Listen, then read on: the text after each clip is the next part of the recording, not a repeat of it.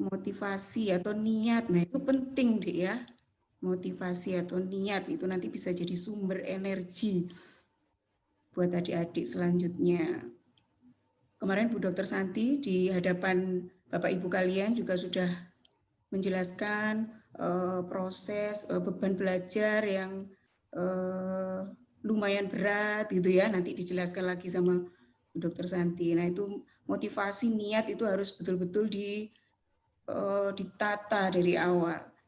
Saya boleh tanya, Dik? Saya tanya ya, 2 orang aja ya. Boleh diaktifkan nanti mikrofonnya.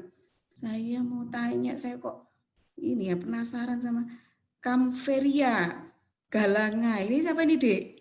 Coba, Dek. Silakan, Dek, sebutkan nama sama motivasinya coba. Kamferia. Ini apa ini, Dek? Namanya siapa ini? Saya, Bu. Iya, iya. Oke, Oh, oke. iya. Iya, perkenalkan, saya Ratu Belkis Ya, Rasadila Putri.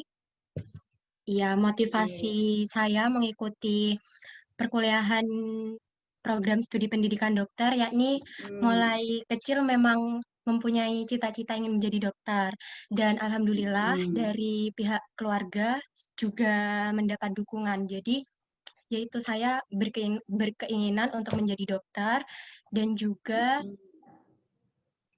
semoga di UIN ini saya dapat menjadi dokter yang mempunyai akhlak sebagaimana yang telah nantinya akan kita dididik di sana itu. Oke, Berkarakter oke. ulul albab. Berkarakter ulul albab. Wow, udah tahu karakter ulul albab ini terus nanti. Oke, terus saya tanya satu lagi yang atau siapa yang mau ini? Coba, yang laki coba. Mungkin saya, Bu. Oke, siapa? Perkenalkan namanya, Dik. Oke, perkenalkan nama saya Muhammad Erlangga, boleh dipanggil Angga. Hmm. Motivasi saya untuk masuk ke kedokteran memang karena tujuan saya untuk lanjut ke dunia onkologi. Saya dari kelas 2 Hmm. sudah tertarik sama biologi molekuler sama seluler. Jadi yang ranahnya yang agak-agak mirip dan saya suka itu memang ke kanker. Jadi saya udah niatin dari awal buat lanjut ke onkologi medik. Oh. Oke, oke. Udah punya rencana jangka panjang ini ya. Siapa namanya tadi? Muhammad Erlangga. Muhammad Erlangga. Oke, Ya. oke, bagus. Jadi harus punya ya, Dik ya, motivasi ditata niatnya untuk menghadapi perjuangan yang ya pastinya tidak ringan ya nantinya ya. Oke, saya sampai lupa tadi belum memperkenalkan diri. Saya Dr. Ana, Dr. Ana Rahmawati, saat ini sebagai sekretaris program studi pendidikan dokter. Oke, kita lanjut ya, Dik ya, ke penyampaian materi akan disampaikan oleh Ibu Kaprodi, Dr. Nurlaili Susanti. Oke, silakan Bu Dr. Santi.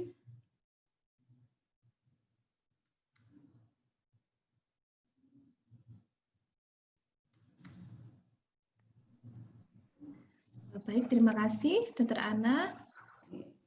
Saya izin share screen dulu.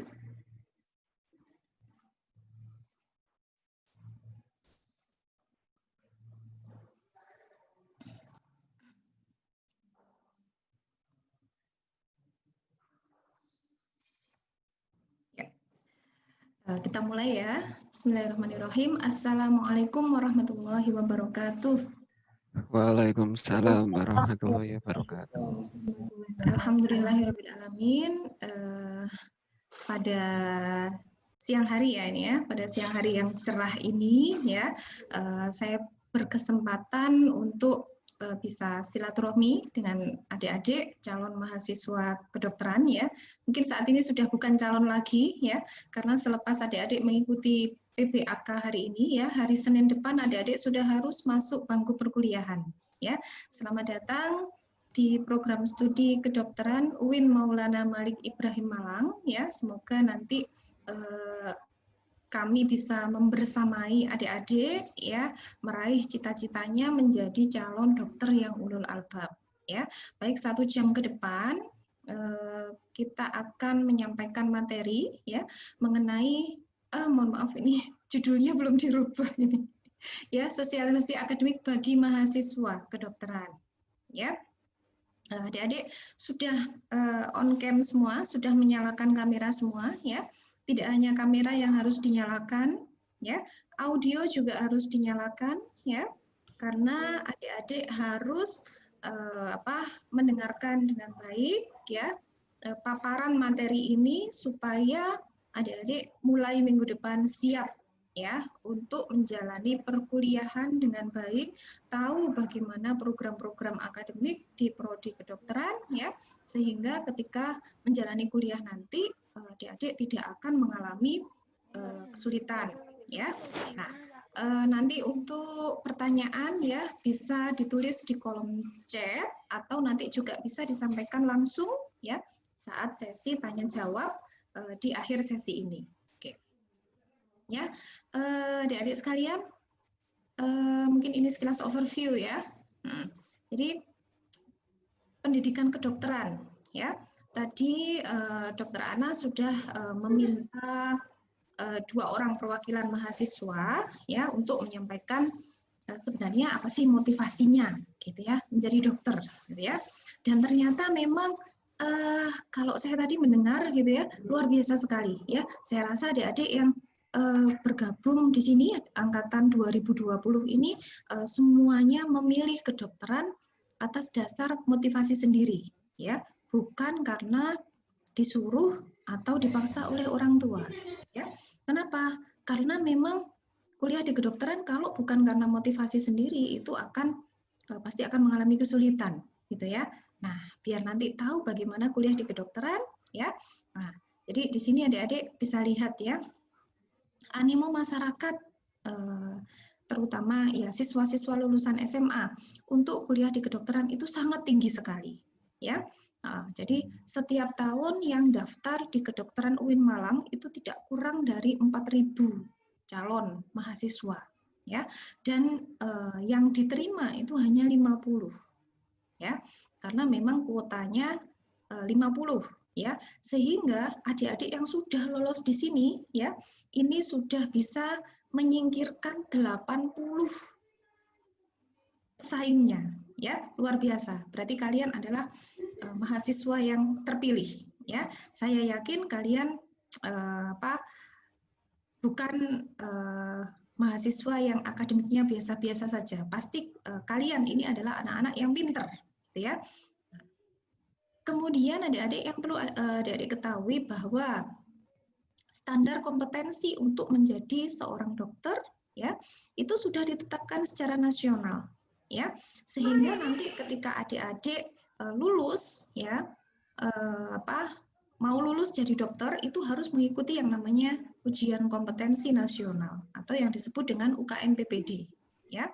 Nah, karena standar kompetensinya sudah ditetapkan, ya, makanya kurikulumnya itu muatannya banyak sekali, banyak yang harus dipelajari, ya, yang menjadikan kuliahnya ya bisa dibilang padat, ya.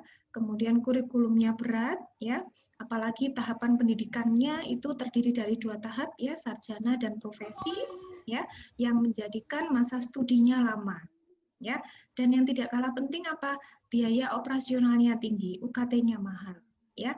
Oleh karena itu ketika adik-adik sudah memilih kuliah di kedokteran, ya, pasti ini bukan pilihan yang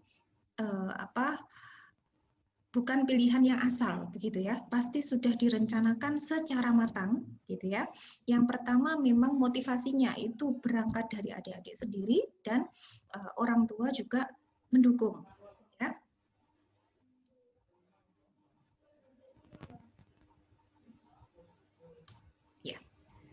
Nah, berikutnya saya kenalkan dulu, ya, sejarah pendirian kedokteran, ya. Jadi prodi kedokteran ini baru berdiri pada tahun 2016 yang lalu, ya. Jadi kalau adik-adik sekarang angkatan 2020 berarti ini adalah angkatan kelima, ya. Dan baru pertama kali meluluskan sarjana kedokteran, ya, kakak-kakak kalian yang angkatan 2016 dan baru tahun ini masuk profesi, ya. Dan yang harus adik-adik ketahui bahwa prodi kedokteran UIN Malang ini adalah prodi kedokteran negeri yang ketiga, ya, di bawah Kementerian Agama, ya. Nah, ini adalah kampusnya, ya. Adik-adik sudah pernah berkunjung ke kampus UIN Malang, ya. Nah, Belum Bapak. Kalau yang FKIK-nya belum. saya pernah, Bu. Belum. Cuma yang pusat aja. Sudah Oh, pernah. yang sudah pernah di kampus 1 ya.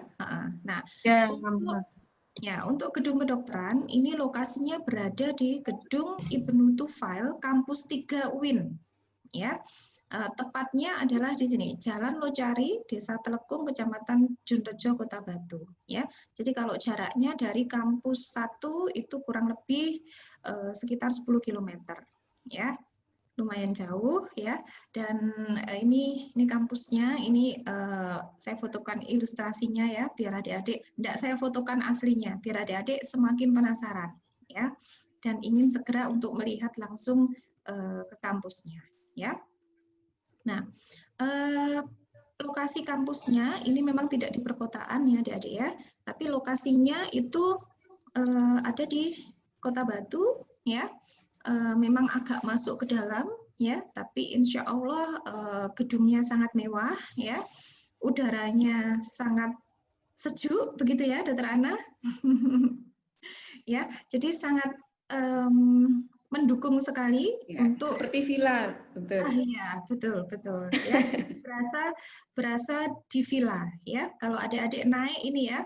Jadi di sini ini ada rooftop ya, di atas lantai 3 ini ada rooftop ya. Kalau adik-adik naik ke rooftop ya, ini bisa melihat seluruh Kota Batu maupun Kota Malang ya, indah sekali. Ini saya pameri biar makin penasaran dan ingin segera datang ke kampus ya. Ya. Nah, adik-adik sekalian, sebagai bagian dari Sivitas Fakultas Kedokteran dan Ilmu Kesehatan UIN dan juga prodi kedokteran ya, maka adik-adik semua harus tahu visi, misi, tujuan dan sasaran prodi ya. Sudah ada yang hafal belum? Kemarin bahan dari pedoman pendidikan apakah sudah dibaca? Sudah dibaca belum? Sudah. Sudah ya. Sudah, Bu. Coba Sudah. satu orang untuk membacakan visinya ya. Ini siapa nih? Tamarindus Indika. Ini nama kelompok ya yang ini ya. Iya. Yang depan ini nama kelompoknya ya? Iya. Oh begitu. Ini tapi nama kelompoknya beda-beda ya? Oh ada yang sama ya? Iya. Ada yang sama. Waduh, kalau saya mau lihat nama apa? Oh ya di partisipan. Sebentar, coba saya lihat. Saya mau kenalan sama Brilian Putra, Elysium Verum. Iya, Bu. Coba disebutkan visi dari program studi pendidikan dokter. Visi dari program studi pendidikan dokter yaitu terwujudnya program studi pendidikan dokter integratif dalam memadukan sains dan Islam yang bereputasi internasional. Ya, oke. Jadi adik-adik tidak hanya harus hafal ya visi, misi, tujuan, sasaran prodinya ya, tapi juga harus bisa mengimplementasikan ya, karena adik-adik ini bagian dari Sivitas Akademika Prodi ya. Jadi di sini maksudnya ya program studi integratif ya itu adalah program studi yang kurikulumnya memadukan antara sains kedokteran ya dengan Islam ya. Jadi kurikulum ini yang adik-adik pelajari ya, harapannya nanti adik-adik akan menjadi lulusan yang bisa memadukan antara ilmu kedokteran dengan keislaman ya, dan bereputasi internasional, sehingga kami sangat mendorong ya adik-adik pun itu juga harus go internasional nantinya ya. Kalau ada kegiatan-kegiatan internasional ya, sebagai contoh misalnya lomba-lomba atau ada exchange misalnya atau organisasi-organisasi internasional, maka kami berharap betul adik-adik bisa ikut gitu ya. Untuk kita sama-sama mewujudkan visi internasionalisasi program studi ya. Nah, yang berikutnya adalah keunggulan prodi ya. Nah, apa sih keunggulan prodi ya? Sesuai dengan Fakultas Kedokteran dan Ilmu Kesehatan ya, keunggulan yang diambil adalah bidang kedokteran haji ya. Kenapa kok mengambil keunggulan bidang kedokteran haji? Ya, ini banyak sekali alasannya. Yang pertama, karena tanggung jawab UIN ya sebagai PT KIN di bawah Kementerian Agama yang mengurusi jamaah haji ya, sehingga kami diberikan amanah oleh Kementerian Agama untuk turut mengembangkan bidang kesehatan haji ini ya. Kemudian yang kedua ya, tingginya angka jamaah haji dari Indonesia ya. Dan karena jamaah haji asal Indonesia itu banyak sekali ya, sehingga masa tunggu untuk berangkat ke tanah sucinya itu kan lama ya, yang berakibat apa? Mortalitasnya tinggi. Nah, ini tugas adik-adik sebagai calon dokter ya, bagaimana nanti supaya jamaah haji itu bisa meningkat status kesehatannya ya. Kemudian yang ketiga, kedokteran haji sudah diakui sebagai cabang ilmu kedokteran yang baru ya, dan perhimpunannya sudah dibentuk, yaitu Perdohi, Perhimpunan Kedokteran Haji Indonesia, seperti itu. Kemudian yang keempat, ini adalah amanat dari Peraturan Menteri Kesehatan nomor 15 tahun 2016 ya, tentang istitoah kesehatan jamaah haji. Di sini menjadikan ruang lingkup pelayanan kesehatan jamaah haji itu tidak hanya ketika jamaah haji pergi ke tanah suci ya, tapi juga meliputi ketika masih menjadi calon jamaah ya. Jadi nanti tugasnya dokter di fasilitas layanan kesehatan manapun ya, baik primer maupun sekunder, itu akan melayani calon jamaah haji kayak gitu. Sehingga adik-adik wawasannya juga harus terbuka sebagai calon dokter ya. Oke. Kemudian yang berikutnya adik-adik adalah struktur organisasi ya. Nah, di sini mungkin saya baru kenalan di sini ya. Nah, ini ketua prodinya, ini saya sendiri ya, nama lengkap saya biasa dipanggil Dr. Santi ya, dan sekretaris prodi adalah Dr. Ana ya. Kemudian banyak juga unit-unit dan laboratorium ya di bawah prodi. Ini kalau adik-adik nanti belajar luring di kampus gitu ya, nanti akan belajar di banyak laboratorium ya. Nah, ini adalah Bapak Ibu dosennya ya. Rata-rata Bapak Ibu dosen yang mengajar ya, ini masih muda-muda ya, cantik-cantik, ganteng-ganteng ya, energik-energik, kompeten dan bersemangat ya, dan ke depan akan mendampingi belajarnya adik-adik ya. Dan yang perlu kami sampaikan juga adik-adik bahwa panggilan resmi ya untuk Bapak Ibu dosen di kedokteran ya, yang profesinya dokter itu biasa dipanggil dengan dokter ya, kecuali yang non dokter bisa dipanggil Pak atau Bu ya. Jadi ini di FK manapun ini sudah menjadi semacam adat atau kebiasaan seperti itu ya. Nanti daftar nama Bapak Ibu dosennya nanti bisa dicek di web ada ya. Jadi manggilnya itu dokter gitu. Assalamualaikum dokter gitu. Kecuali kalau ada Bapak Ibunya, ada Bapak Ibu dosen yang bukan dokter ya, bisa dipanggil Pak atau Bu seperti itu ya. Ya. Kemudian ini staf-stafnya ya, staf PSPD ya. Admin prodi ini Bu Iva ya. Bu Iva ini nanti akan mengurusi keperluan adik-adik yang terkait dengan surat menyurat ya. Kemudian admin akademik ini nanti akan mengurusi keperluan adik-adik yang terkait dengan administrasi pembelajaran ya, jadwal-jadwal kuliah, kemudian presensi, nilai-nilai ya. Nah, ini adik-adik kan masuk tahun pertama, semester 1 ya. Adminnya ini Bu Pras ya. Bu Pras ada di grup ya? Ada, Bu. Nah, bisa dibuka kameranya ya supaya adik-adik bisa kenal dulu ya. Karena mulai minggu depan nanti komunikasi adik-adik pembelajaran ini lewat Mbak Pras ini ya. Sudah kelihatan ya fotonya Mbak Pras? Apa, Bu? Adik-adik sudah bisa melihat. Nah, ini Mbak Pras ini. Sudah bisa dilihat ya? Sudah belum? Sudah kenal belum? Belum. Belum. Loh, sudah bisa melihat wajahnya Bu Pras belum? Belum, Bu, masih Bu. Belum, Bu. Bentar. Bisa di ini ya, apa?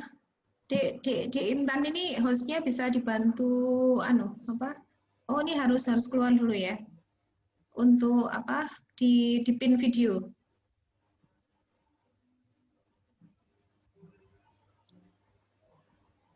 Nah, ini Bu Pras ya. Sudah bisa terlihat ya? Sudah, Bu. Sudah, Dok. Bu Pras, mungkin saya hello dengan adik-adik angkatan 2020. Mbak Pras, halo? Iya, Bu. Iya, bisa saya hello dengan adik-adik angkatan 2020? Ya, saya Pras. Ya. Assalamualaikum, Bu Pras. Waalaikumsalam. Oke, saya lanjut ya.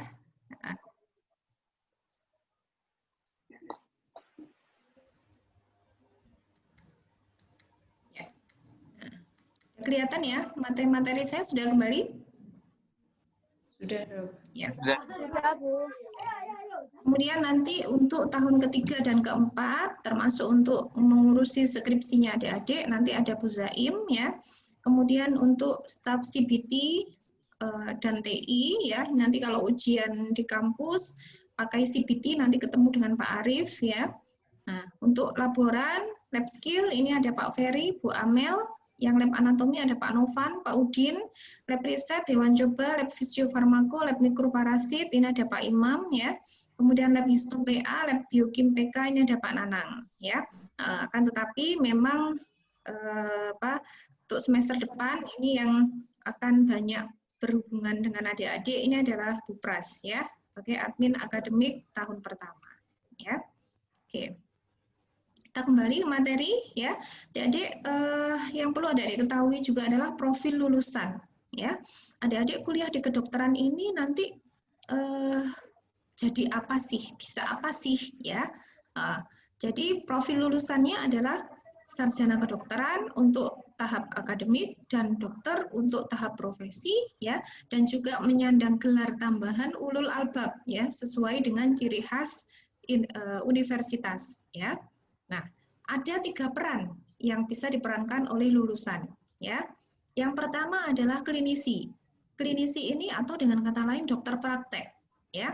Nah, nanti adik-adik lulus ini khusus untuk lulusan yang dokter ya. Kalau sarjana kedokteran pastinya tidak punya izin untuk praktek ya. Nah, menjadi dokter praktek, adik-adik nanti bisa praktek mandiri ya, bisa praktek di klinik, bisa praktek di puskesmas, bisa di rumah sakit dan lain-lain ya, atau balai pengobatan dan lain-lain ya.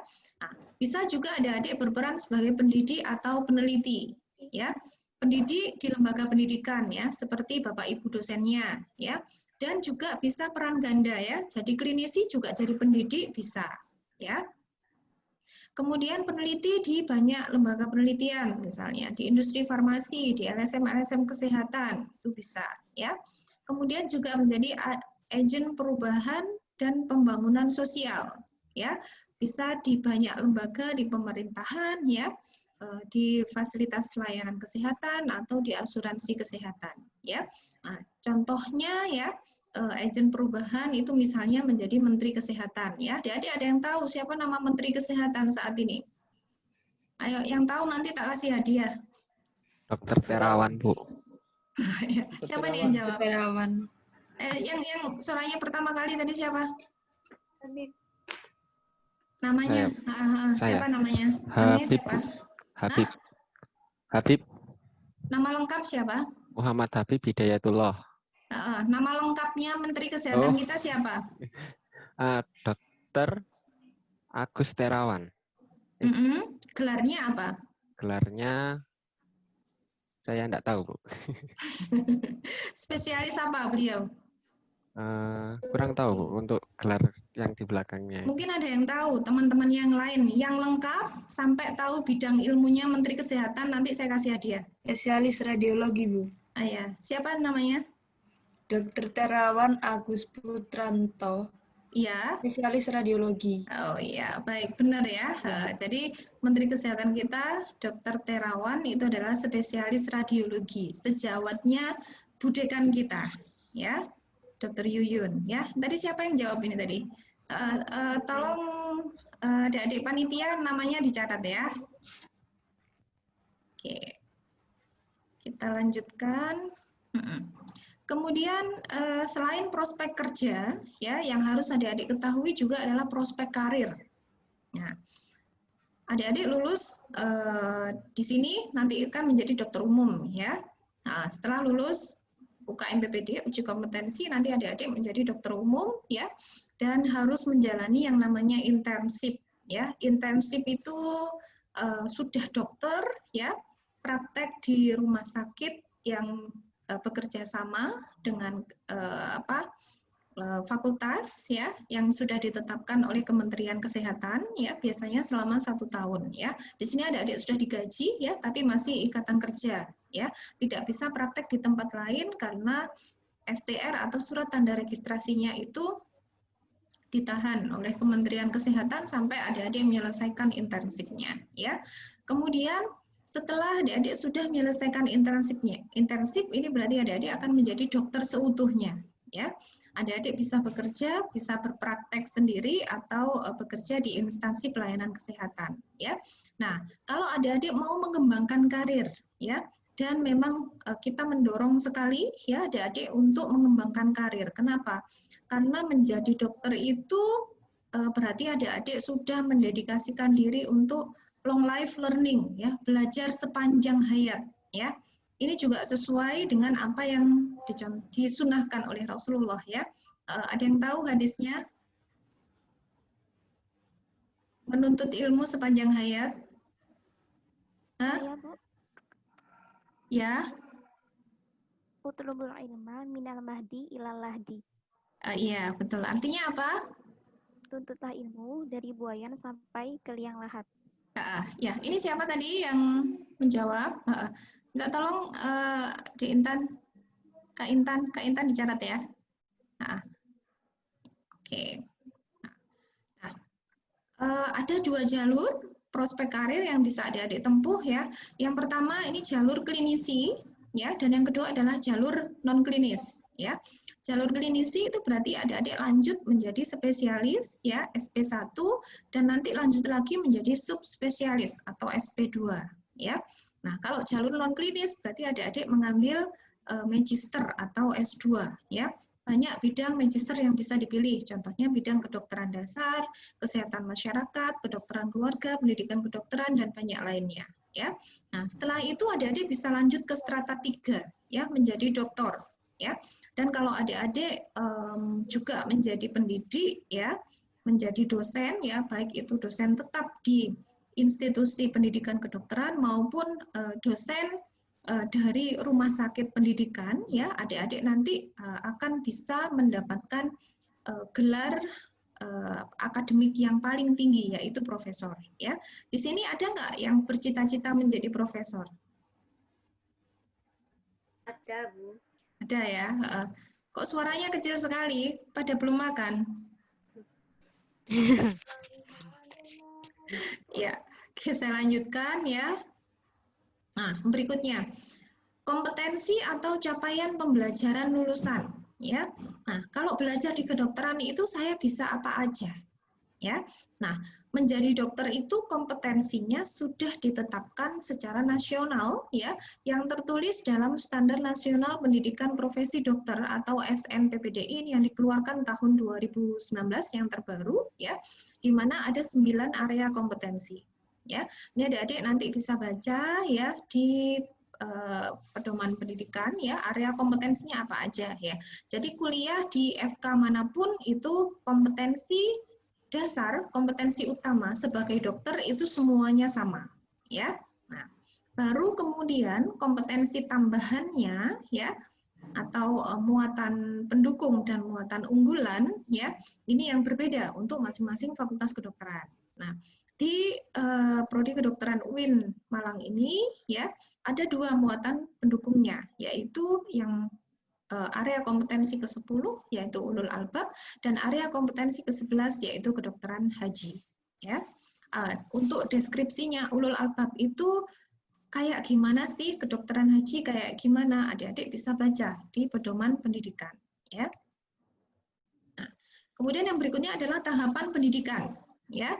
Nah, adik-adik nanti akan menjalani 2 tahap. Ya, yang pertama adalah tahap sarjana kedokteran. Jadi saat ini adik-adik ini masih menempuh tahap sarjana kedokteran.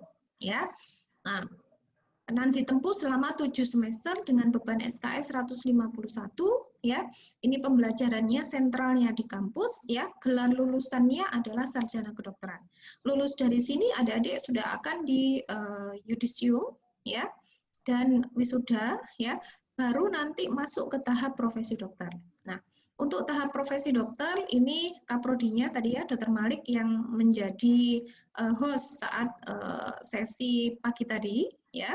Nah, di tahap profesi ini, adik-adik akan menempuh selama 4 semester, ya, bebannya 48 SKS, dan pembelajarannya bentuknya adalah kepanitraan klinik di rumah sakit pendidikan maupun wahana pendidikan lain. Nah, setelah menjalani seluruh stase kepanitraan, adik-adik akan ikut namanya uji kompetensi atau UKM-PPD. Ini sebagai exit exam. Kalau adik-adik lulus, adik-adik baru bisa dikukuhkan sebagai dokter. Kalau belum lulus bagaimana? Berarti harus ikut ujian-ujian berikutnya. Itu yang disebut dengan retaker, ya. Jadi ujian ulang seperti itu sampai lulus. Nah, harapan kami nanti adik-adik ya kalau bisa ya sekali ujian langsung lulus gitu ya. Karena kelulusan ujian itu juga akan mempengaruhi kinerja fakultas ya, dan nanti mempengaruhi akreditasi ya. Dan kalau tidak lulus adik-adik juga nanti masa studinya jadi panjang ya, tidak bisa segera bekerja atau melanjutkan studi ke jenjang berikutnya ya. Nah, ini adalah kurikulumnya. Kurikulum nah, jadi adik-adik ini angkatan 2020 kami baru saja ada perubahan kurikulum ya. Jadi kurikulum angkatan 2020 ini ada sedikit perbedaan dengan kurikulum yang angkatan sebelumnya ya, tapi secara umum muatannya itu sama dan sudah kita standarkan ke standar nasional pendidikan profesi dokter tadi ya.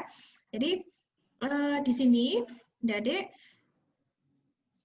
beban studinya ya untuk tahap sarjana kedokteran ini adalah 7 semester, beban studinya 151 SKS ya.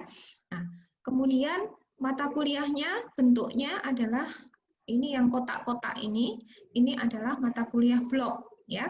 Kotak-kotak ini adalah menandakan minggu ya. Jadi 1 semester itu kan diselesaikan dalam kurun waktu 16 minggu ya. Nah, 1 blok itu diselesaikan 5 minggu ya. Nah, ada juga mata kuliah yang non blok. Jadi mata kuliah non blok itu berarti dia jalannya mulai dari minggu pertama sampai dengan minggu ke-16 ya. Nah, di sini nanti adik-adik KRS-nya, kartu rencana studinya itu bentuknya adalah paket. Ya. Jadi setiap semester adik-adik akan mendapatkan paket mata kuliah penuh. Ya. Jadi meskipun IP-nya kurang dari yang dipersyaratkan, ya. Jadi kalau di universitas itu kan ada persyaratan. Kalau ngambil 20 SKS berarti IP minimalnya itu harus sekian seperti itu. Tapi untuk di kedokteran tidak, bentuknya paket. Berapapun IP adik-adik ya, adik-adik bisa mengambil paket penuh. Nah, bagaimana nanti yang tidak lulus ya bisa diperbaiki seperti itu. Ya, nah saya overview juga tentang bagaimana sih bentuk pembelajaran dan penilaian. Ya, nah yang pertama adalah untuk mata kuliah blok. Ya, mata kuliah blok ini seperti yang saya sampaikan tadi ini adalah ini ya mata kuliah yang ada di kotak-kotak ini ya. Dan di sini sudah ada nomornya ya. Jadi satu semester itu ada 3 blok ya. Jadi total 7 semester itu ada 21 blok ya. Nah, mata kuliah blok itu dia adalah mata kuliah yang membahas teori ya. Ada juga praktek ya, tapi praktikum untuk pengayaan teori ya. Nah, metode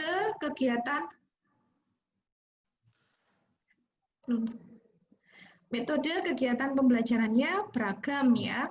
Jadi ada problem based learning atau PBL. Nanti bentuknya ada diskusi tutorial, pleno, TBL. Nah, ini nanti di blok pertama ya, blok 1 ini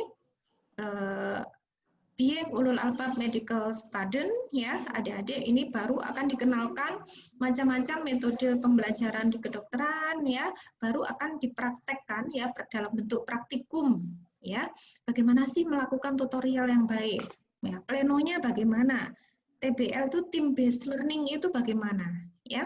Nah, pada intinya adalah hampir semua kegiatan pembelajaran di kedokteran itu pendekatannya adalah student center learning. Jadi yang menjadi fokus pembelajaran adalah mahasiswa. Mahasiswa harus aktif ya, aktif menyiapkan bahan belajar, aktif berdiskusi ya. Nah, jadi adik-adik harus siap untuk ini ya. Nah, kemudian ada kuliah masih tetap ada, ya. Nah, kemudian ada praktikum, ya. Di praktikum di laboratorium ada fit lab itu adalah praktikum lapangan, ya. Jadi di instansi kesehatan atau instansi yang lain, ya. Kemudian ada tugas terstruktur. Nah, ujiannya dalam bentuk apa? Ujiannya dalam bentuk MCQ, ya. Jadi multiple choice questions, ya. Soal-soalnya adalah standar UKM PPD, ya, dan juga ujian untuk praktikum seperti itu, ya. Kemudian bentuk mata kuliah yang kedua adalah mata kuliah Clinical Skills Lab atau CSL, ya. CSL ini adalah yang seperti ini. Adik-adik bisa melihat ya, ini di setiap semester ada mata kuliah CSL, ada 7 ya, jadi CSL 1 sampai 7. Ya. Nah, mata kuliah CSL ini mempelajari tentang keterampilan klinis ya, untuk menjadi seorang dokter ya. Jadi yang dipelajari adalah keterampilan bagaimana berkomunikasi ya, baik komunikasi dengan sejawat maupun pasien maupun komunikasi interprofesi ya. Kemudian mempelajari juga bagaimana keterampilan untuk pemeriksaan fisik ya, kemudian keterampilan untuk terapeutik, baik yang keterampilan baik yang terapeutik maupun prosedural ya.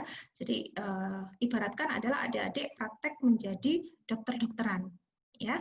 Nah, karena di sini praktek menjadi dokter-dokteran, adik-adik belum ketemu dengan pasien ya. Jadi prakteknya itu menggunakan pasien simulasi ya. Jadi pasien pura-pura ya, namanya pasien simulasi, atau bisa juga menggunakan mankin ya. Jadi pasiennya itu dirupakan mankin. Mankin itu adalah seperti boneka ya, boneka pembelajaran ya. Untuk alat-alat labnya pastinya sudah standar ya. Nah, kegiatan pembelajarannya juga macam-macam ya, ada kuliah pengantar, terbimbing, responsi, mandiri ya. Nanti lebih jelasnya nanti adik-adik baca di pedoman pendidikan. Nah, di sini ujiannya bentuknya adalah OSCE. Jadi OSCE itu ujian praktek ya. Kemudian yang berikutnya adalah mata kuliah non-blok. Ya, mata kuliah non-blok itu adalah mata kuliah yang longitudinal, jalannya 1 semester ya, selain dari CSL ya. Jadi di mata kuliah non-blok ini adik-adik akan belajar muatan keislaman ya. Jadi di situ mata kuliah keislaman masuk sini ya. Kemudian mata kuliah wawasan kebangsaan seperti bahasa Indonesia, Pancasila, kewarganegaraan ya. Nah, termasuk juga adalah metode penelitian ya. Ini untuk persiapan penyusunan skripsi ya. Kemudian ada program lain yang juga wajib adik-adik jalani. Yang pertama adalah program elektif ya. Jadi program elektif itu seperti magang. Magang untuk pengembangan minat dan bakat.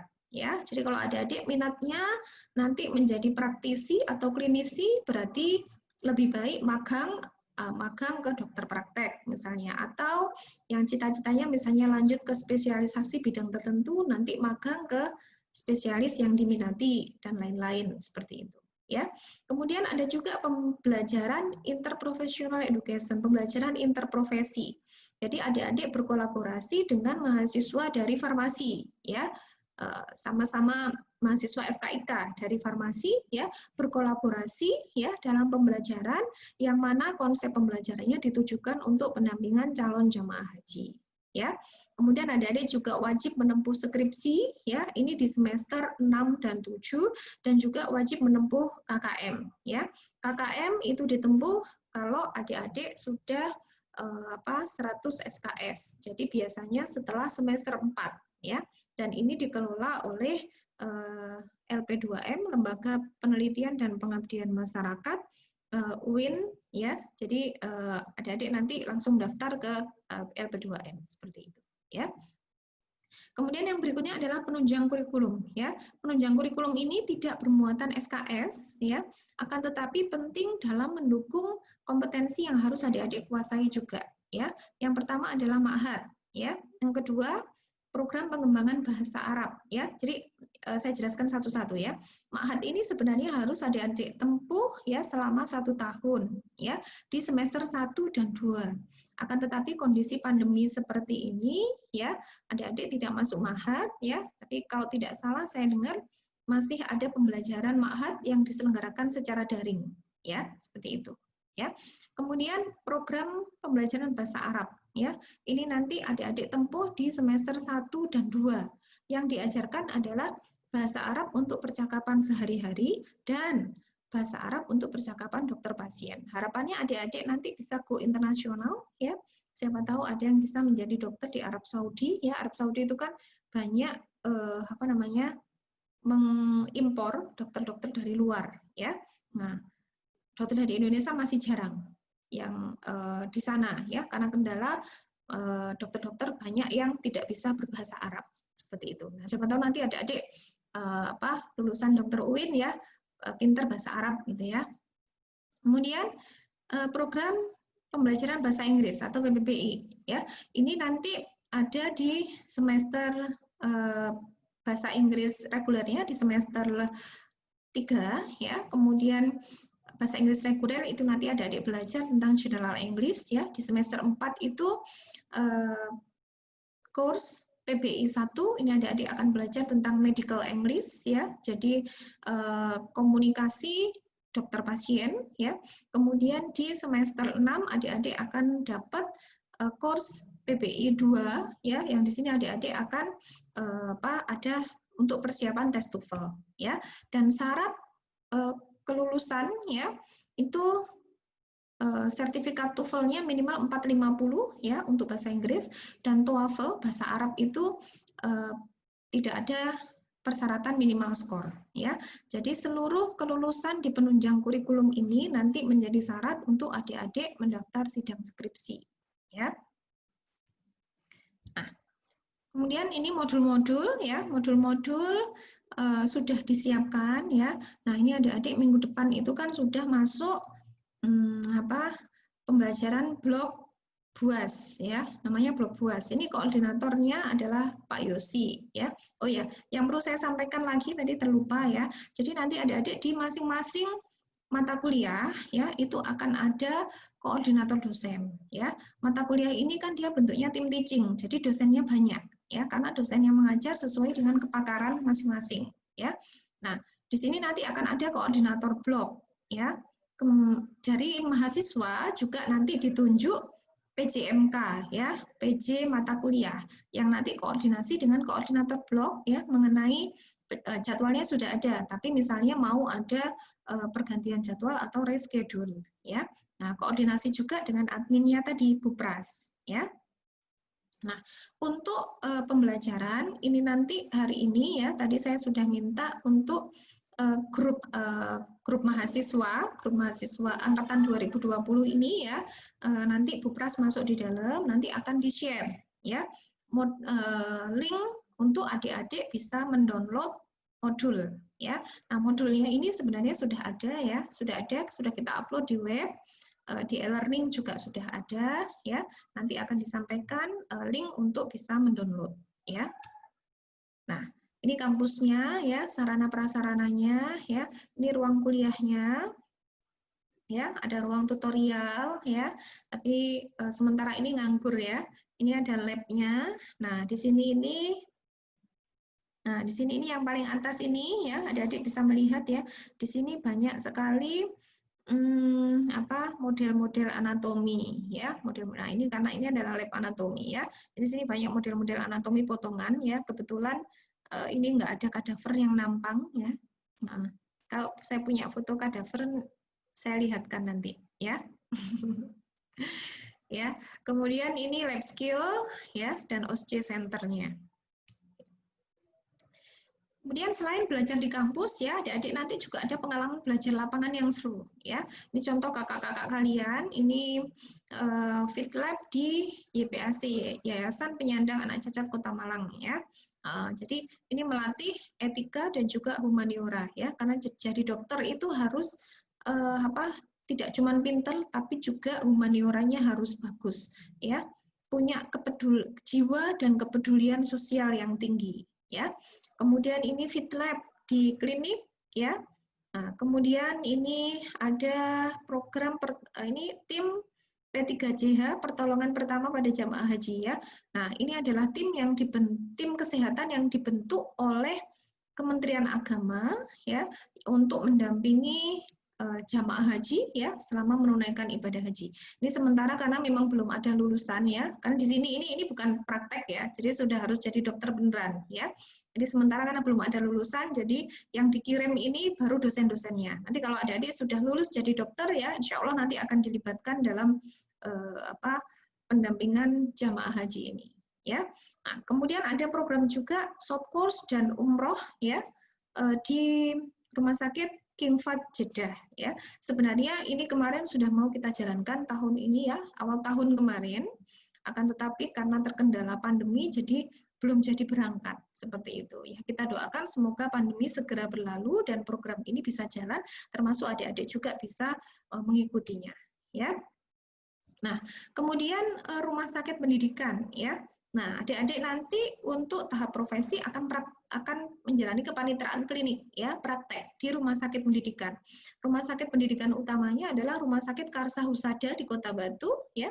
Jejaringnya ini Rumah Sakit Tentara Dr. Supraon di Kota Malang ya. Jejaring yang lain untuk paniteraan klinik jiwa ini di Lawang, di RSJ Lawang, dan forensik ini di RSSA ya. Kemudian untuk wahana kesehatan masyarakat dan kedokteran haji nanti adik-adik praktek di Puskesmas wilayah Dinas Kesehatan Kota Batu, di Rumah Sakit Haji Jakarta, dan juga di KKP Surabaya. Ya. Nah, ini adalah sarana penunjang yang lain. Nah, kayak gini ini kampusnya ya. Ini yang baru jadi kemarin tuh ini masjid ya. Masjid ini namanya Masjid Ibnu Sina. Ini lokasinya ada di belakang kampus ya. Nah, jalan menuju masjidnya ini yang masih setapak ya. Kemudian ini ruang musik ya. Ruang musik ini juga baru jadi kemarin. Ini ada di lantai 2 ya. Nah, ini sudah ada tim musiknya, ini juga binaannya Pak Yosi ini ya. Nah, ini orangnya ini di belakang ini ya. Nah, adik-adik ada yang hobi menyanyi atau bermain alat musik nanti bisa gabung ya. Nah, ini Ma'hadnya ini lokasinya ada di kampus 2, jadi bukan di kampus 3 ya. Kampus 2 kalau adik-adik pernah ke Batu ya, ini berada di perbatasan antara Kota Malang dengan Kota Batu ya. Jadi kalau adik-adik tinggal di Ma'had, bagaimana transportasinya ke kampus 3? Adik-adik di shuttle dengan bis, ya. Nah, ini fasilitas teknologi informasi yang bisa adik-adik manfaatkan ya. Nanti untuk cari referensi ilmiah ini sudah banyak ya jurnal-jurnal yang dilanggan, ada Springer, Nature, eThesis ya. Nanti kalau sudah ada grupnya, ini linknya semuanya saya kirimkan ke grup mahasiswa ya. Ini tools untuk publikasi ilmiah ya. Jadi nanti adik-adik mahasiswa, jadi mahasiswa itu sudah beda ya dengan jadi siswa. Kalau jadi siswa kan kerjanya cuma belajar. Tapi kalau jadi mahasiswa itu belajar berkarya, ya. Jadi mahasiswa harus produktif. Jangan belajar saja, ya. Nah, nanti adik-adik kalau mau publikasi ilmiah ya bisa manfaatkan tools-tools yang juga sudah dilanggan oleh institusi, ya. Kemudian sistem informasi akademik, ya. Contohnya SIAKAD, ini adik-adik bisa monitor KRS maupun hasil belajar, ya. Ini saya rasa kemarin sudah dikenalkan ya di PPAK Universitas, ya. Adik sudah bisa belum membuka SIAKAD-nya masing-masing? Halo? Sudah bisa, dokter. sudah dok. Sudah bisa. Jadi hari ini nanti akan kita lakukan pemaketan mata kuliah ya untuk semester 1. Nanti sore ya habis acara PBAK coba dicek ya, cek SIAKAD-nya masing-masing ya. Di situ sudah ada mata kuliah yang dipaket untuk semester 1 ini dan nama dosen PA ya. Nah, kemudian ini adalah sistem informasi untuk penyesuaian UKT. Jadi nanti kalau adik-adik mungkin yang merasa UKT-nya yang didapat saat ini berat gitu ya dan ingin mengajukan penyesuaian, nanti biasanya di akhir semester ya, jadi sudah ada KHS ya, sudah ada hasil belajar gitu ya. Syaratnya adalah IPK lebih dari 3 ya, untuk bisa mengajukan penyesuaian UKT ya. Kemudian ini tools-tools pembelajaran daring yang juga sudah dilanggan, ada Zoom, e-learning ya, dan nanti mungkin adik-adik mungkin sudah dapat info ya mengenai bantuan paket data dari universitas ya. Oke, adik-adik yang berikutnya saya sampaikan adalah tentang ujian perbaikan ya. Tadi di depan sudah saya sampaikan tentang pembelajaran dan penilaian, metode pembelajaran dan ujiannya bagaimana. Nah, bagaimana kalau nilainya adik-adik kurang memuaskan? Ya, apa bisa diperbaiki? Bisa. Ya, yang pertama diperbaiki melalui ujian remedi. Ya, jadi ujian remedi ini diselenggarakan di dalam semester itu. Ya, dan setiap ujian itu ada 1 kali remedi. Ya, jadi ujian akhir blok tadi ya ada 1 kali ujian remedi. Ya, yang biasanya diselenggarakan minggu depannya seperti itu bagi yang tidak lulus ya atau bagi yang ingin memperbaiki nilai. Nah, ketentuan tentang ujian remedi itu adik-adik bisa baca ya. Bisa baca di pedoman pendidikan itu ya, pada intinya untuk ujian remedi berarti nilai maksimalnya tidak bisa A. Namanya aja perbaikan ya. Nah, nilai maksimalnya adalah B+, ya. Kemudian kalau di remedi masih belum lulus atau nilainya belum memuaskan ya, adik-adik bisa ikut perbaikan di semester antara ya. Jadi semester antara ini diselenggarakan di liburan baik semester ganjil maupun semester genap. Ini juga program baru ya. Nah, untuk semester antara nanti ada kegiatan pembelajarannya. Jadi masih tetap ada perkuliahan ya, tapi dipadatkan. Nah, sehingga karena adik-adik menjalani kuliah baru ya, maka nilai maksimalnya adik-adik bisa A. Ya, dan untuk semester antara ini sistemnya berbayar. Jadi yang mau mengambil berarti nanti ada biayanya. Untuk biayanya berapa itu nanti menunggu informasi dari universitas. Ya. Kemudian kalau di semester antara misalnya atau tidak ikut semester antara misalnya, tapi ingin memperbaiki nilai, nah nanti akan ada ujian khusus. Ujian khusus ini adalah ujian di tahap akhir pendidikan. Jadi di semester-semester akhir itu kita buka ujian khusus untuk memperbaiki nilai. Ya, jadi di semester akhirnya adalah semester 7, di semester 7 ya untuk mata kuliah blok. Sedangkan yang mata kuliah CSL itu dibuka di semester 6 dan 7 ya.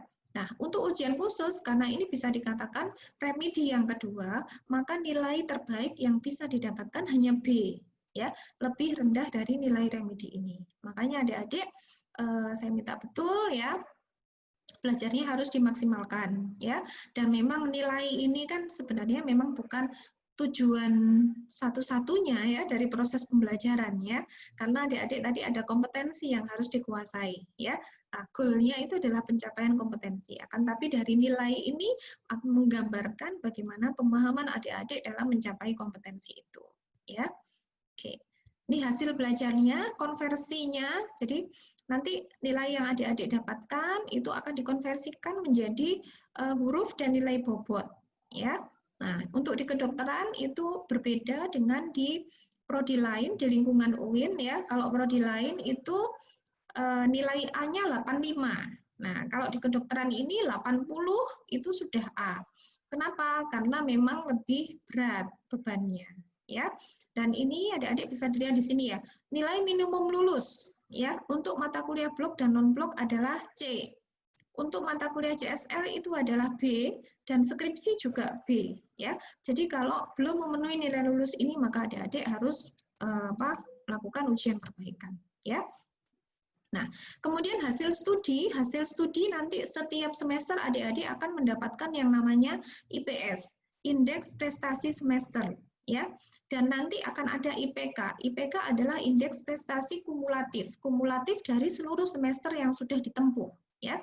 Ini contohnya ini saya tampilkan, ini adalah hasil prestasi dari kakak-kakak kalian angkatan 2016 yang sudah lulus. Ini makanya sudah ada nomor ijazahnya ya. Ini adalah lulusan terbaik ya. Namanya adalah Kak Hafsah Yasmina Abidah. Ini lulusan terbaik kemarin ya. Nah, di sini IP-nya. Ini adalah IP semester 1, 2, 3, 4, 5, 6, nah dan seterusnya ya. Kemudian IPK-nya ini rata-ratanya dia adalah 3,81 ya. Nanti kalian contoh ini contoh yang baik ya. Kak Hafsah ini memang anaknya pintar, enggak neko-neko ya, dan cerdas ya. Gitu. Oke. Kemudian ya setiap tahun nanti akan ada yang namanya evaluasi studi ya. Jadi kalian setiap tahun akan dievaluasi ya. Ini memenuhi syarat nggak? Masih bisa nggak jadi mahasiswa kedokteran? Masih sanggup nggak gitu ya? Nah, evaluasi studi akan dilaksanakan berjenjang. Ada tahun pertama, tahun kedua, dan tahap akhir. Tahun pertama ini berarti setelah semester 2 ya. Nah, IPK yang ditargetkan adalah minimal 2,00 ya. Kalau tidak terpenuhi gimana? Jadi kalau sudah menempuh 2 semester, semester 1 sama 2, IPK-nya di bawah 2,00, maka kalau tidak terpenuhi nanti kebijakan kami adalah adik-adik harus turun kelas. Turun kelas berarti ngulang semester 1 dan 2. Ketika ngulang berarti ngambil paket penuh di semester 1 dan 2 ya. Nah, ini kalau tahun pertama ini nggak lulus, ini tandanya adik-adik belum bisa beradaptasi dengan metode pembelajaran di kedokteran ya. Jadi harus mengulangi lagi ya, karena semester 1 dan 2 itu kan masih dasar, materinya masih relatif lebih mudah ya. Kalau IPK-nya belum memenuhi syarat, ini tandanya adik-adik harus membutuhkan waktu yang lebih lama untuk adaptasi ya. Kemudian di tahun kedua ya, setelah menjalani semester 4 ya, atau kalau yang turun kelas tadi berarti ya setelah semester kedua di semester 2 di tahun kedua ya, akan ada evaluasi studi tahun kedua ya. Kalau IPK-nya tidak memenuhi 2,00 ya, maka berarti mahasiswa ini berarti tidak cocok kuliah di kedokteran ya. Nah, diperkenankan untuk mengundurkan diri atau pindah prodi lain di lingkungan UIN ya. Jadi kalau sudah 2 tahun belajar kok IPK-nya masih kurang dari 2, ini tandanya memang tidak cocok. Bukan tidak pintar, tidak ya. Mungkin anaknya pintar tapi tidak bisa mengikuti gaya belajar di kedokteran kayak gitu ya. Kemudian tahap akhir ini adalah tahun ke-7 ya, karena batas SKEP itu adalah 7 tahun ya. Nah, di sini syarat lulus, memenuhi syarat lulus tahap sarjana. Kalau tidak memenuhi gimana ya, DO gitu ya. Nah, kemudian yang berikutnya ada ujian komprehensif ya. Jadi setelah menjalani seluruh tahap pembelajaran, nanti sebagai syarat lulus adik-adik harus mengikuti ujian komprehensif ya. Nanti tentang uji komprehensif bisa adik-adik baca di pedoman pendidikan ya. Nah, persyaratan lulusnya apa ya untuk bisa lulus esket dan lanjut profesi ya. Ini sudah menempuh seluruh beban studi pastinya ya. IPK yang disyaratkan minimal adalah 2,75 ya. Tidak ada nilai D dan E ya. Khusus untuk mata kuliah CSL dan skripsi nilai minimalnya adalah B ya. Lulus ujian komprehensif, memiliki nilai SKKM sesuai ketentuan fakultas ya. SKKM ini satuan kredit kegiatan mahasiswa. Nanti akan ada pengumuman lebih lanjut ya bagaimana untuk mendapat nilai SKKM ini ya. Nah, kemudian nih berhenti dari kegiatan akademik. Kalau misalnya adik-adik mau ada keperluan gitu ya, terus ingin sementara tidak mengikuti kegiatan akademik ya, maka ada dua hal ya yang bisa adik-adik tempuh ya, bisa adik-adik menempuh cuti studi ya. Cuti studi ini baru bisa ditempuh minimal kalau adik-adik sudah 2 semester ya. Ketentuannya bisa dibaca di pedoman pendidikan ya. Kemudian mutasi kalau tidak cocok misalnya. Jadi tidak nunggu 4 semester ya. Kalau misalnya nggak cocok kuliah di kedokteran gitu ya, pengen pindah prodi, nah itu juga bisa dilakukan ya. Kemudian ini adalah seremoni kelulusan, jadi adik-adik nanti kalau sudah lulus di tahap sarjana, adik-adik akan di yudisium ya. Setelah itu adik-adik akan mengambil janji dokter muda ya untuk masuk ke tahap profesi ya, dan nanti untuk perayaan kelulusannya akan ada wisuda dari universitas ya. Nah, ini saya perlihatkan ya prestasi belajar yang kakak-kakak kalian ya. Nah, ini rata-rata IPK-nya alhamdulillah lebih dari 90% itu di atas 3 ya. Kemudian hasil uji tahap bersama nasional ini yang diikuti oleh mahasiswa kedokteran seluruh Indonesia juga nilai kakak-kakak kalian ini di atas nilai rata-rata nasional. Artinya adalah bisa bersaing ya dengan FK-FK yang lain ya. Nah, kemudian juga ini prestasi lulusannya, ini lulusan kakak-kakak kalian 2016 kemarin 96% lulus tepat waktu, ya. Kemudian menjalani program fast track, ya, kerjasama dengan S2 Biomedik Universitas Brawijaya, ya.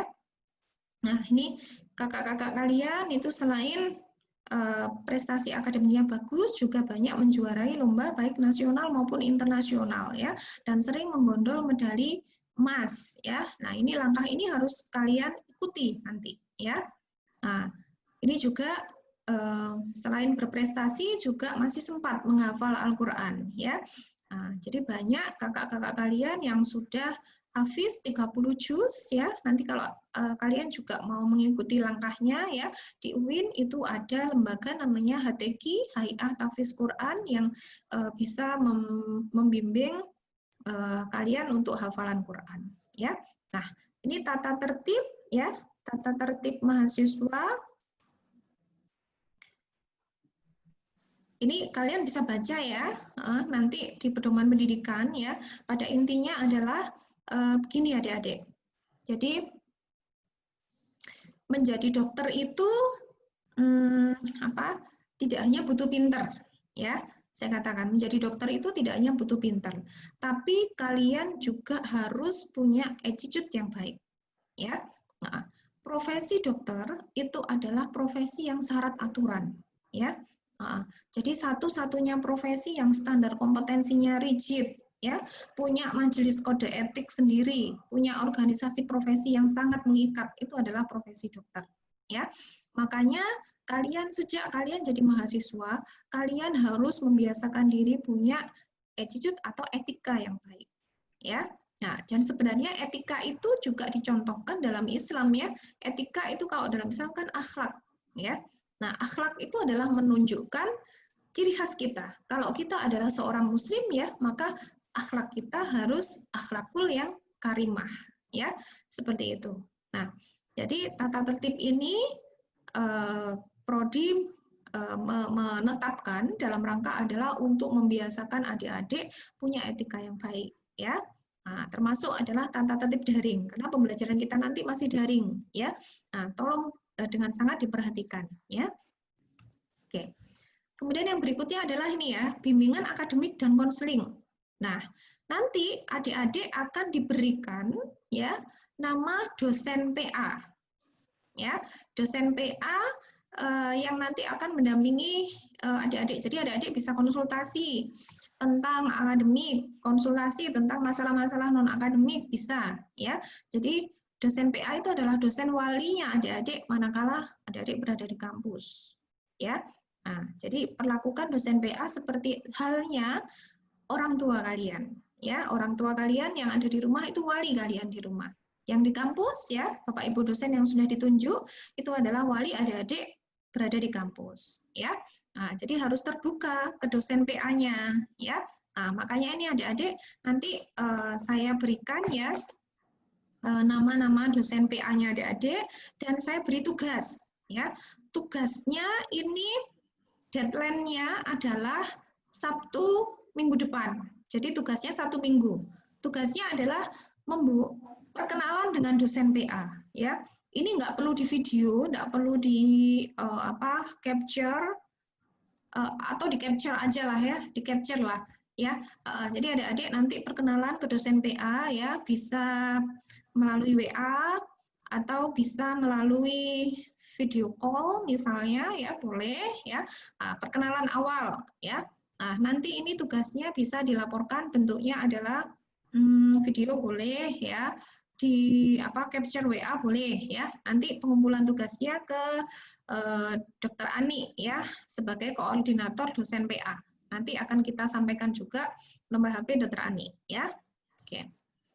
Nah, bagaimana kesiapan prodi untuk pembelajaran di masa adaptasi normal baru ya.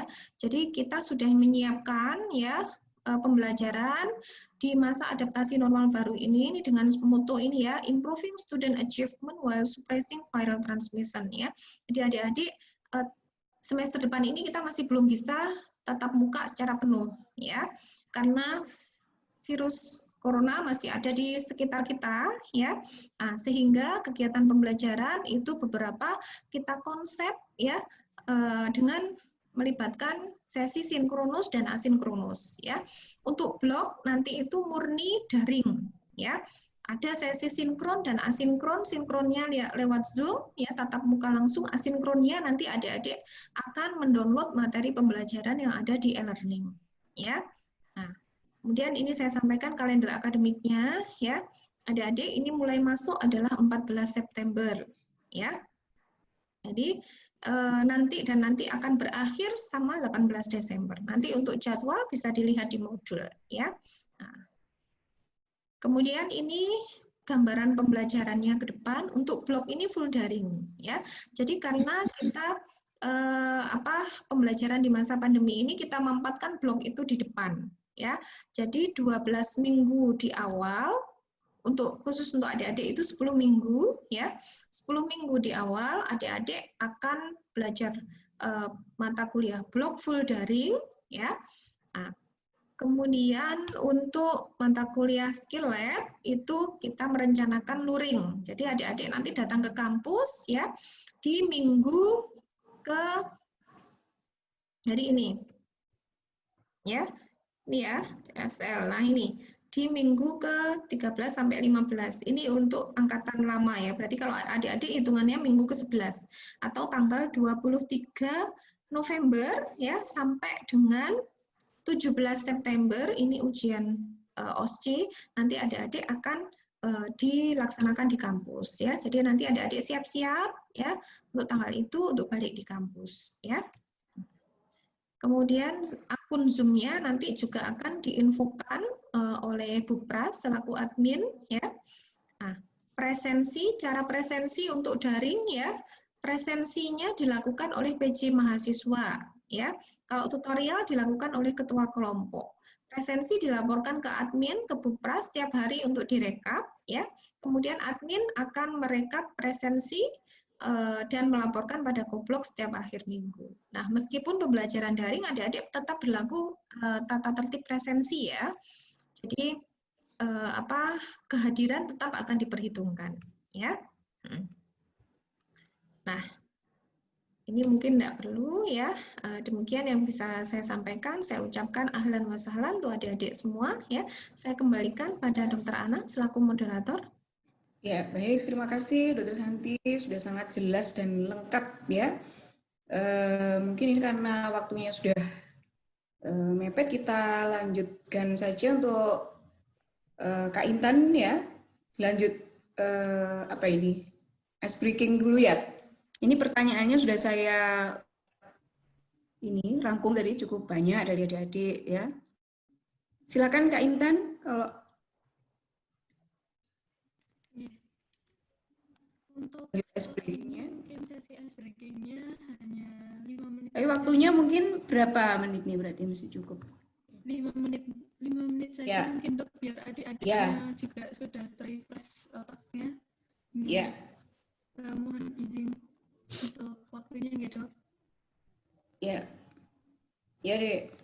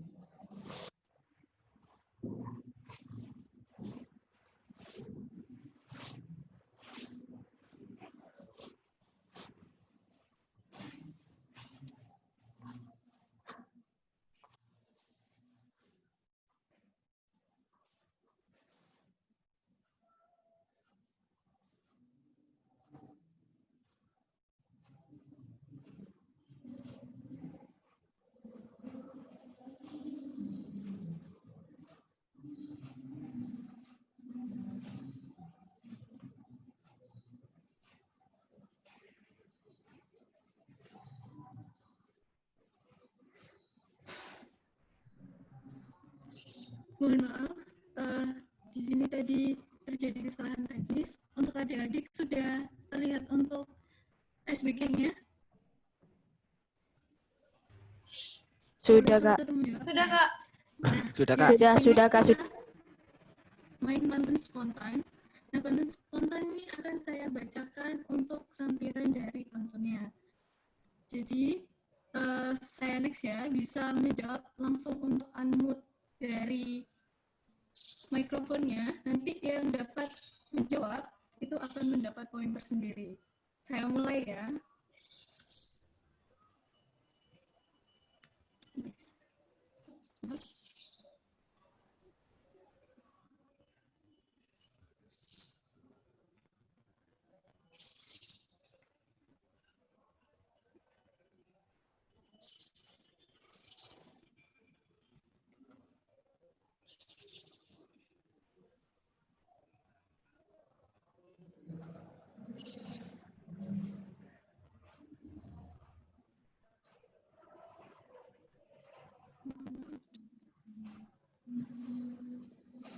Saya nge-lag tuh. Ini bagaimana nih? Benar-benar tidak bisa di next. Mungkin bisa dilanjut mau deh untuk sesi tanya jawabnya. Dr. Ana, saya kembalikan ke Dr. Ana. Ya, tanya jawab aja Dek. Kenapa ice breaking-nya? Iya. Ya udah. Baik, kita lanjutkan tanya jawab ya. Ini tadi beberapa saya rasa sudah terjawab ya Dek oleh Dr. Santi tadi tentang CSL dan praktikum daring Gimana? Tadi sudah dijelaskan oleh Dr. Santi. Apa masih mungkin Dr. Santi mau menambahkan CSL praktikum daring nih dari Maharani, terus Dibacakan, bisa minta tolong diterangkan. oh iya. Pertanyaannya. Oke. Ini Maharani menanyakan tentang bagaimana mekanisme CSL dan praktikum daring. Iya. Jadi praktikum tadi kan masuk pembelajaran blok ya Dek ya. Jadi dilaksanakannya adalah daring ya. Daringnya nanti melalui video ya. Tetap akan ada sesi tatap muka dengan dosen ya untuk mendiskusikan mengenai materi yang dipelajari ya.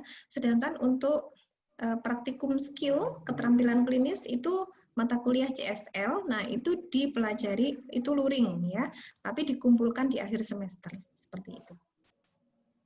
Oke, menjawab pertanyaan Ajeng juga ya, Dek, tentang CSL. Kemudian ini ada yang tanya juga tentang fasilitas buku modul. Terus nanti apakah ada fasilitas buku modul? Iya. Jadi untuk modul blog itu nanti isinya adalah pokok-pokok bahasan yang harus adik pelajari, tapi bukan materi pembelajaran ya. Untuk materi pembelajaran nanti sumbernya bisa dari materi kuliah yang diberikan oleh Bapak Ibu dosen ya, baik dalam bentuk PPT, video pembelajaran, dan nanti akan juga disampaikan ya sumber literaturnya dari mana gitu ya. Nah, itu bisa dari e-book, bisa dari textbook dan lain-lain ya. Adik-adik nanti kalau misalnya mau beli juga bisa ya. Kalau mau pinjam di perpustakaan kampus juga bisa. Jadi untuk di FKIK ini ada perpustakaan ya yang bisa dipinjam. Jadi untuk peminjamannya itu bisa dilakukan melalui aplikasi peminjaman buku yang ada di web fakultas ya. Kan tapi bukunya diambilnya ya datang ke kampus seperti itu ya. Nah, untuk e-book nanti juga bisa di-share oleh dosen-dosennya yang bisa menjadi bahan pembelajaran juga ya, seperti itu ya. Ya. Sudah menjawab juga pertanyaannya Ainul ya, Dik ya. Sumber belajar apakah buku fisik aja atau dengan e-book gitu ya. Lalu pertanyaan lagi, ini Taufik, dapat informasi bahwa praktek itu pada minggu ke-13, apakah bloknya jadi 4 minggu? Ya, jadi seperti yang saya sampaikan tadi Adik ya, karena pembelajaran ke depan ini ya, adaptasi model pembelajaran baru ya, jadi kita kombinasi antara daring sama luring. Lah yang daring itu kita mampatkan di depan ya, sehingga nanti adik-adik blok nanti ini blok 1, blok BUAS itu ya, being medical ulul albab medical student itu nanti ditempuh 3 minggu ya. Kemudian blok kedua biomedical science 1 itu 4 minggu, blok ketiga biomedical science 2 itu 4 minggu ya. Jadi blok totalnya berapa itu? 4 3 11 ya. 11 minggu itu adik-adik full daring ya. Kemudian minggu ke-12 ya. Minggu ke-12 adik-adik pembelajaran skill lab. Jadi adik-adik datang ke kampus. Ya, seperti itu. Nah, untuk datang ke kampus itu nanti akan ada protokol kesehatan yang harus adik-adik taati ya. Nanti masuk ke dalam randonnya PBAK itu akan ada penjelasan sosialisasi adaptasi kebiasaan baru ya, seperti itu. Ya, tapi bukan berarti bloknya dikurangi, bukan ya? Tidak, ya hanya penjadwalannya saja gitu ya. Terus tentang teknis IPE. Teknis IPE seperti apa, Dok? Ya, jadi nanti IPE itu kan bentuknya magang. Nanti ada buku panduannya sendiri ya. Koordinator IPE-nya juga Pak Yosi ya. Buku panduannya juga nanti bisa diakses di webnya kedokteran ya. Jadi pada intinya banyak kegiatan yang bisa dilakukan ya. tidak hanya magang ke dokter praktek ya, bisa juga berupa kegiatan menjadi relawan, itu juga bisa diakui sebagai kegiatan IPE. Menulis buku itu juga bisa seperti itu. Banyak, nanti bisa dibaca, dilihat. Oh, mohon maaf, ini elektif ya. Mohon maaf, ini untuk yang elektif. Yang ditanyakan IPE ya, Dokter Ana ya? Oh ya, IPE. IPE itu pembelajaran interprofesi dengan mahasiswa farmasi. Ya, kolaborasi ya. Jadi nanti adik-adik dibagi kelompok ya. Satu kelompok itu ada mahasiswa kedokteran, ada mahasiswa profesi yang adik-adik kolaborasi ya untuk melakukan pendampingan pada calon jamaah haji gitu. Nah, IPE itu ditempuh ya kalau untuk semester untuk angkatan 2020 ini ada 3 jenjang ya. Mulai semester 3. Mulai semester 3 nanti memang diawali dari teori ya. Akan ada diskusi interprofesi juga seperti itu. Jadi tujuannya adalah supaya adik-adik itu bisa kolaborasi dengan profesi lain. Karena kalau adik-adik nanti praktek jadi dokter itu nggak bisa. Praktek sendiri tidak bisa, ya harus berkolaborasi dengan profesi kesehatan yang lain, gitu. Ya.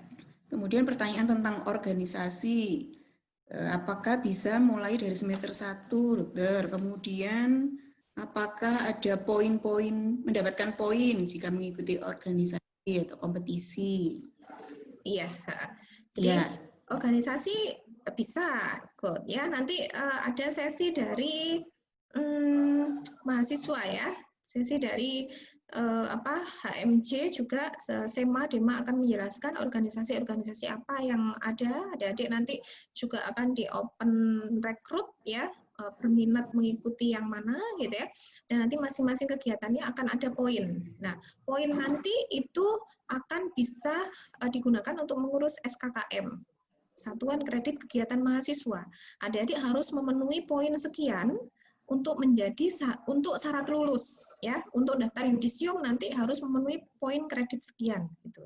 Nah, poin kredit itu sebenarnya bisa adik-adik penuhi melalui berorganisasi, kemudian ikut lomba, ikut kegiatan bakti sosial ya, ikut seminar-seminar dan lain-lain. Banyak kegiatan yang lain yang bisa diikuti. Artinya kalian selain belajar, kalian juga harus produktif, gitu ya. Tidak cuman hanya belajar kuliah saja, gitu, ya. Ya. Kemudian cara mengakses sumber belajar dari web. Iya, ya. Jadi memang masih di password ya. Makanya tadi kan saya bilang nanti akan ada grup WA ya. Nanti linknya sama passwordnya nanti akan diberikan untuk download modul-modul ya. Ya, kemudian tentang TOEFL apakah difasilitasi oleh fakultas atau bisa cari sendiri?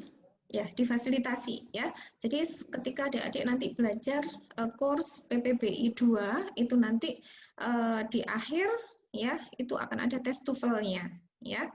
Yang sertifikatnya bisa digunakan untuk mendaftar sidang skripsi gitu.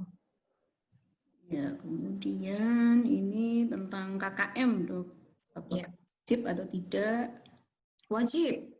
Ya, karena masuk kurikulum wajib. Kemudian ini semangat sekali menanyakan tentang internship ini. Internship kan atau individu, Dok? Bagaimana, Dok? Dicarikan oleh universitas atau fakultas atau nyari sendiri? Oh iya, kalau internship itu nanti ini rebutan. Jadi nanti akan ada, itu kan masih lama ya. Nanti akan itu ditentukan oleh Kementerian Kesehatan ya. Tapi nanti daftar ini kalian dapat di rumah sakit mana itu ada aplikasinya gitu. Kalian apply ini nanti cepet-cepetan gitu. Iya. Kemudian ini kalau misalnya berminat untuk jadi dokter haji, apakah bentuk dukungannya dari universitas? Berminat menjadi dokter haji. Dokter ya. Di Arab ya, mau jadi dokter di Arab, Dok. Oh begitu ya. Jadi kan kita memberikan kompetensi tambahan ya, yaitu adik-adik bisa menguasai bahasa Arab. Nah itu modal dasar untuk adik-adik bisa bekerja di Arab ya, kan bisa berbahasa Arab dan bahasa Inggris ya, karena di Arab tidak hanya bahasa Arab yang digunakan untuk percakapan sehari-hari, tapi juga bahasa Inggris ya. Untuk fasilitasi kerjasama untuk tenaga kerja itu ya nanti akan ada informasi yang lebih lanjut. Ya, kemudian tentang dokter haji, kriteria apa untuk menjadi dokter haji? Dokter haji, wah itu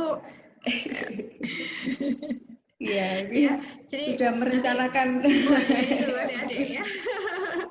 Rencananya sudah jauh ke depan ya. Iya. Ya, menjadi tenaga kesehatan jamaah haji itu ada dua bentuk ya. Ada yang di bawah Kementerian Kesehatan, itu namanya PKHI ya, Petugas Kesehatan Jamaah Haji Indonesia. Ya, itu nanti adik-adik bisa search di web, ada infonya lengkap ya, yang dikeluarkan oleh Puskes Haji ya. Nah, adik-adik buka di puskeshaji.com, nanti bisa di situ ya. Dan seperti yang saya sampaikan tadi, ada juga tim P3JH yang yaitu petugas kesehatan yang dibentuk oleh Kementerian Agama. Nah, sampai dengan saat ini itu kalau yang PKHI tadi itu kan ada tesnya ya, ada yang daftar, kemudian ada tesnya ya, yang lolos berangkat, yang nggak lolos ya nggak berangkat gitu ya.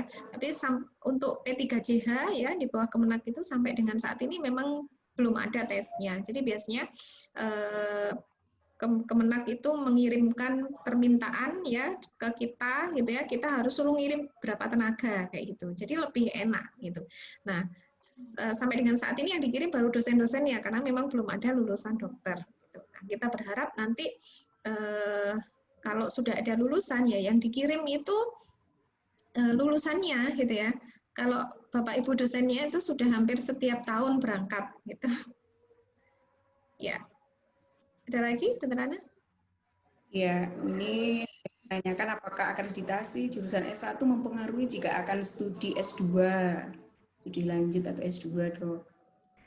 Ya, jadi akreditasi itu yang diambil adalah akreditasi terbaik. Ya, nah, untuk kedokteran UIN Malang ini memang karena baru, ya tadi saya sampaikan baru berdiri 2016 ya. Akreditasi perdananya waktu itu 2 tahun setelah berdiri yaitu 2018 itu nilainya masih C ya. Tapi kami sedang mempersiapkan untuk reakreditasi yang rencananya tahun depan 2021 dan targetnya sudah B. Ini mohon doa dan dukungan dari adik-adik semua ya supaya ketika adik-adik sudah lulus sarjana ya itu juga sudah B gitu ya. Berikutnya, apakah mahasiswa kedokteran bisa student exchange? Bisa ya. Jadi student exchange bisa, dan exchange ini bisa dianggap pembelajaran elektif ya. Elektif itu bentuknya juga bisa exchange. Exchange itu nanti ini saat ini sedang dijalin ya kerjasama mahasiswa internasional ya, AMSA. Jadi nanti dari AMSA itu akan ada banyak kesempatan untuk bisa exchange ke banyak negara. Kemudian ini tentang ketika nanti kalau sudah balik lagi ke kampus yang tanggal 23 November, apakah akan tinggal di Ma'had, Dok? Tinggal di? Ma'had. Iya, jadi karena adik-adik balik ke kampusnya ya itu kurang lebih hanya 3 minggu ya. Jadi saya sudah minta izin ke Mungzir Ma'had ya, Yai Muzaki untuk adik-adik diperbolehkan tinggal di Ma'had gitu ya. Karena kalau cuma 3 minggu cari kos-kosan juga sayang ya. Jadi tinggal di Ma'had nanti. Dan biar nanti biar ngaji juga nanti di Ma'had. Iya, jadi enggak perlu cari kos-kosan gitu ya. Iya, enggak perlu cari kos. Kemudian ini tentang pembelajaran daring, kalau ada halangan bagaimana perizinannya? Ya, misalnya gangguan teknis gitu ya. Nah, nanti itu kan yang mengabsen adalah PJMK dari mahasiswa ya. Nah, nanti yang tidak hadir ya, tidak hadir pembelajaran daring itu nanti konfirmasi ke PJMK-nya. Misalnya, oh jaringannya lagi error, oh lampu mati gitu. Nah, yang ada gangguan ini tidak kita anggap absen gitu. Tidak kita perhitungkan sebagai absen. Kalau yang tidak konfirmasi itu yang kita perhitungkan jadi absen. Jadi kalian komunikasinya harus bagus ya, satu angkatan harus kompak pokoknya ya. PJMK-nya juga ya, kalau ada temennya yang tidak datang itu ditanya, kenapa tidak ikut pembelajaran daring, ditanya kenapa nggak datang gitu ya. Jangan diem-dieman ya, meskipun kalian belum pernah tatap muka langsung ya, tapi saya berharap kalian tetap kompak ya. Nah, ini sesama teman udah saling kenal belum? Sudah, Dok. Dok. Alhamdulillah ya. Alhamdulillah. Sudah. Ada lagi, Baik, Petrana? dua lagi ini pertanyaannya. Perbedaan elektif dan SKKM. Oh ya, ya beda sekali ya. Kalau elektif itu kan masuk kurikulum, ada SKS-nya, yaitu 2 SKS. Kegiatan pembelajarannya juga ditetapkan ya. Kalau SKKM itu di luar kurikulum ya, satuan kredit kegiatan mahasiswa ya. Yang nanti dipersyaratkan. Jadi misalnya ikut seminar, ikut organisasi ini itu akan ada nilainya ya. Beda banget ya. Ya, satu lagi nih Dok, kalau mau ikut short course di dalam negeri atau luar negeri, apakah harus cuti? Ya, tergantung program pembelajarannya bagaimana ya. Kalau kita berharap kalian misalnya mau short course dan lain-lain tuh ambil di jadwal liburan ya, jangan di jadwal aktif pembelajaran.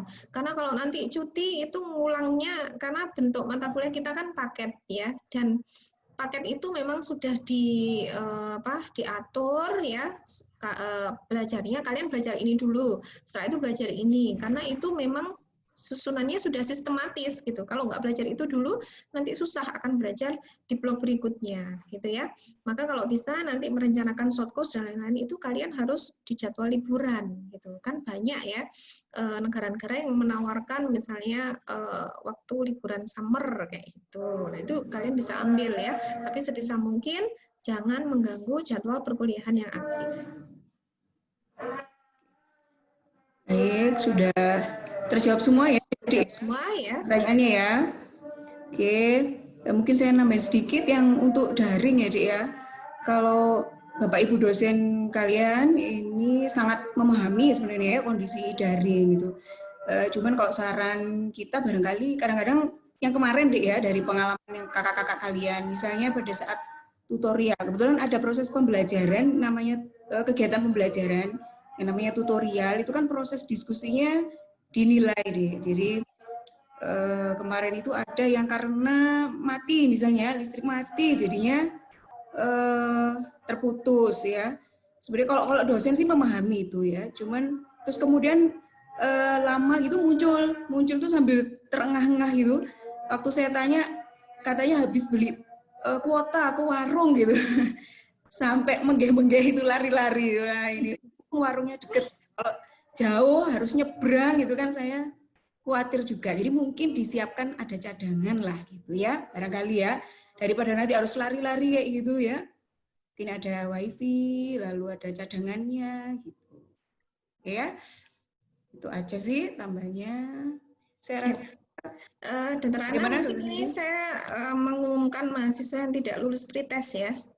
Oh iya, iya Dok. Jadi gimana pretestnya tadi? Gampang kan ya? Jadi pretest itu kita susun ya, memperkenalkan adik-adik sedikit tentang bentuk ujian MCQ ya, dan nilai batas lulus ya. Makanya di pretest tadi kita tentukan nilai batas lulusnya adalah 60 ya. Nilai jadi 60 itu sudah C ya. Kalau di bawah 60 berarti tidak lulus ya. Dan ini ada 5 mahasiswa yang tidak lulus ya. Silakan dilihat ya, apakah ada nama Anda di sini ya. Yang tidak lulus dapat tambahan tugas ya. Nah, jadi tambahan tugasnya yang tidak lulus adalah membuat esai tentang kedokteran haji ya. Esai ditulis minimal 1 halaman ya. Dikumpulkan ke kakak pendamping ya, ke Kak Intan ya, Kak Intan ya. Ya. Ya, ini besok masih ada PPAK ya, Dek ya? Masih tanggal 19, Dok, sinkronusnya. besok hari Minggu atau Sabtu depan? Besok hari Minggu terakhir Besok, pengumpulan tugas. Oh ya, jadi ini juga sama ya, ikut itu ya.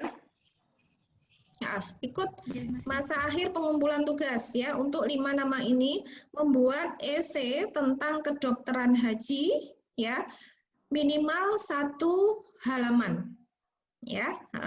Sedangkan tadi yang saya sampaikan tadi ya membuat perkenalan dengan dosen PA ya. Dokumentasinya bisa dalam bentuk video atau capture foto ya. Nanti suratnya akan kita sampaikan ke grup ya. Maksimal pengumpulannya adalah Sabtu depan ya untuk semua mahasiswa. Yang ini tambahan untuk mahasiswa yang tidak lulus pretest saja. Oke?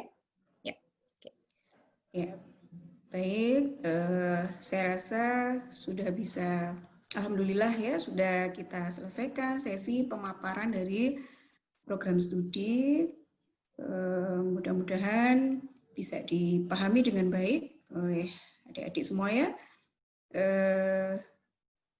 Saya rasa sudah cukup, diskusinya juga sudah terjawab semua tadi ya. Bisa kita akhiri karena sebentar lagi akan kita ikuti kegiatan berikutnya ya. Kita akhiri dengan bacaan Alhamdulillahirabbil alamin. Terima kasih Dr. Santi. Dan terima kasih juga adik-adik semuanya berpartisipasi aktif dalam diskusi kita ini. Oke, saya akhiri. Alhamdulillahirabbil alamin. Wassalamualaikum warahmatullahi wabarakatuh.